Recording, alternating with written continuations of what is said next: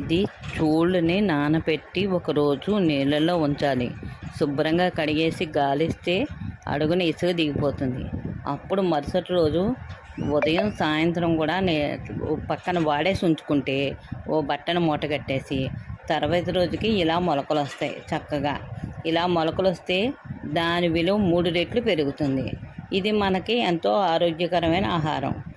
దీన్ని పిండికి వేయించేసుకుని నూనె లేకుండా ఉట్టి మండిగలో వేయించేసుకుని చక్కగా చల్లారబెట్టి మిక్సీ పట్టుకుంటే మెత్తటి పిండి అవుతుంది. ఈ మెత్తటి పిండిని దోశల్లో వేసుకోవచ్చు, ఇడ్లీ పిండిలో వేసుకోవచ్చు, చోడుజావు కాచుకోవచ్చు.